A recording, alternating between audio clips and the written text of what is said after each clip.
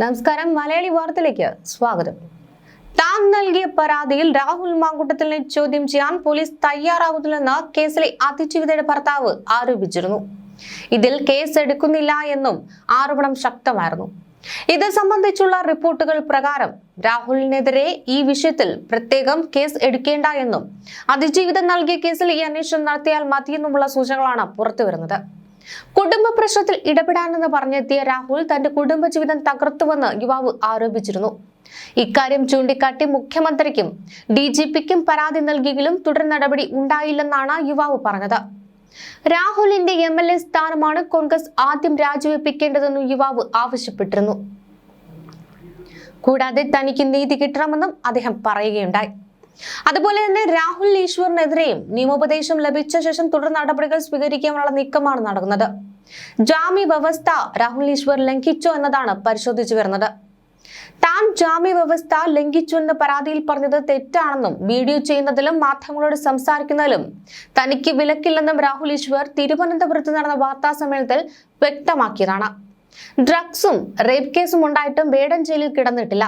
താൻ 16 ദിവസമാണ് കിടന്നത്. അതിജീവിത എന്ന് പറയുന്ന പെൺകുട്ടിയുടെ ഭർത്താവാണ് ശരിക്കും അതിജീവിതൻ. അവനെ സപ്പോർട്ട് ചെയ്തു കൊടുത്ത വീഡിയോ ആണ് ആ പെൺകുട്ടിയെ പ്രകോപിപ്പിച്ചത്. അയാൾക്കെതിരെ പരാതി കൊടുക്കാൻ പറ്റാത്തത് കൊണ്ടാണ് തനിക്കെതിരെ പരാതി കൊടുത്തതെന്നും രാഹുൽ ഈശ്വർ പ്രതികരിച്ചിരുന്നു. അവർ പരാതിക്കാരിയാണ്, അതിജീവിതയല്ല.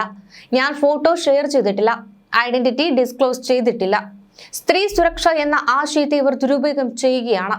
പരാതിക്കാരി പറയുന്ന പീഡനാരോപണം നിലനിൽക്കില്ല എന്നാണ് രാഹുലിന്റെ ജാമ്യം നിഷേധിച്ചുകൊണ്ടുള്ള കോടതി ഉത്തരവിന്റെ 14ാമത്തെ പേജിൽ പറയുന്നത്. പിന്നെ എങ്ങനെയാണ് അവർ അതിജീവിതയാകുന്നതെന്നാണ് രാഹുൽ ഈശ്വർ മാധ്യമങ്ങൾക്ക് മുന്നിൽ ചോദിച്ചത്. മാധ്യമങ്ങൾ അവളോടൊപ്പം അവനോടൊപ്പം അല്ല നിൽക്കേണ്ടത്, സത്യത്തിനൊപ്പം നിൽക്കണം. ദിലീപിനെ കള്ളക്കേസിൽ ജയിലിൽ അടയ്ക്കാൻ സാധിക്കുന്നെങ്കിൽ പിന്നെ ആരാണ് ഇവിടെ സേഫ്? എനിക്ക് ശക്തമായ എതിർപ്പുള്ള ആളാണ് മുഖ്യമന്ത്രി പിണറായി വിജയൻ. പക്ഷേ അദ്ദേഹത്തിനെതിരെ ഞാൻ കള്ളം പറയില്ല. ആളുകളെ പെടുത്തുന്ന പരിപാടി നിർത്തണം. ഇല്ലാത്ത പരാതിയുടെ പേരിലാണ് എന്നെ ക്രൂശിക്കുന്നത്. അങ്ങനെ ഒരു പരാതി ലഭിച്ചിട്ടില്ല എന്നാണ് പോലീസിൽ നിന്ന് അറിഞ്ഞത്. ഹൈക്കോടതിയിൽ മുൻകൂർ ജാമ്യത്തിന് അപേക്ഷ കൊടുത്തിരിക്കുകയാണ്. ഞാനും രാഹുൽ മാങ്കൂട്ടത്തിലും സുഹൃത്തുക്കളല്ല. ഞങ്ങളുടെ പുരുഷ കമ്മീഷനെ എതിർത്തത് രാഹുലാണ്. ഞങ്ങൾ വ്യത്യസ്ത രാഷ്ട്രീയമുള്ളവരാണ്. പോക്സോ കേസിന്റെ പേരിൽ സ്കൂളിലെ പരിപാടിക്ക് പങ്കെടുത്തത് വിവാദമായി. പക്ഷെ അതിനുശേഷം വിദ്യാഭ്യാസ മന്ത്രിയുടെ പാർട്ടിക്കാർ ഒരു പ്രൊമോഷൻ വീഡിയോ ചെയ്യുവാനായി സമീപിച്ചു. കേസ് വ്യാജമാണെന്ന് തെളിഞ്ഞില്ലോ എന്നായിരുന്നു അവരുടെ വിശദീകരണം. പക്ഷെ ഞാൻ വീഡിയോ ചെയ്തു കൊടുത്തില്ല എന്നും രാഹുൽ ഈശ്വർ പ്രതികരിച്ചിരുന്നു. ഇതിനിടെ ഇപ്പോൾ ബലാത്സംഗ കേസിൽ രാഹുൽ മാങ്കൂട്ടത്തിൽ MLAക്ക് കുരുക്കായി 2ാം പ്രതി ജോബി ജോസഫിന്റെ മൊഴി പുറത്തുവരികയാണ്. 2ാം പ്രതി ജോബി ജോസഫിന്റെ മൊഴി രേഖപ്പെടുത്തി അതിജീവിതയ്ക്ക് ഒരു പൊതി കൈമാറിയെന്ന് 2ാം പ്രതി ജോബി ജോസഫ് പോലീസ് നൽകിയ മൊഴിയിൽ പറയുന്നു. പൊതിയിൽ എന്താണെന്ന് അറിയില്ലായിരുന്നുവെന്നും രാഹുലിന്റെയും അതിജീവിതയുടെയും സുഹൃത്താണ് പൊതി തന്നുവിട്ടതെന്നുമാണ് ജോബി പറഞ്ഞത്. ജോബി അന്വേഷണ സംഘം ചോദ്യം ചെയ്തു. മുൻകൂർ ജാമ്യം ലഭിച്ച ശേഷമായിരുന്നു ഈ ചോദ്യം ചെയ്യൽ. ഫോൺ ഹാജരാക്കാൻ ജോബിക്ക് നോട്ടീസ് നൽകിയിട്ടുണ്ട്. ചോദ്യം ചെയ്യലിനെത്തിയപ്പോൾ ഫോൺ കൊണ്ടുവന്നില്ല എന്നും ഫോൺ ഹാജരാക്കിയില്ലെങ്കിൽ ജാമ്യം റദ്ദാക്കാനുള്ള നടപടിയെടുക്കുവാനുമാണ് അന്വേഷണ ഉദ്യോഗസ്ഥരുടെ നീക്കവും. ഗർഭചിത്രത്തിനുള്ള ഗുളിക കൈമാറിയത് ജോബി എന്നാണ് അതിജീവിത പോലീസിന് നൽകിയ മൊഴിയിൽ പറയുന്നത്. കേസിലെ 2ാം പ്രതിയാണ് ഈ ജോബി. മുൻകൂർ ജാമ്യം ലഭിച്ച ഇയാളുടെ മൊഴി പ്രത്യേക അന്വേഷണ സംഘമാണ് രേഖപ്പെടുത്തിയത്. ഫോൺ ഹാജരാക്കാൻ ജോബിക്ക് നോട്ടീസ് നൽകിയിട്ടുണ്ട്. ചോദ്യം ചെയ്യലിനെത്തിയപ്പോൾ ഇയാൾ ഫോൺ കൊണ്ടുവന്നിരുന്നില്ല. ഫോൺ ഹാജരാക്കാത്ത പക്ഷം ജാമ്യം റദ്ദാക്കുന്ന നടപടികളിലേക്ക് നീങ്ങുവാനാണ് തീരുമാനം.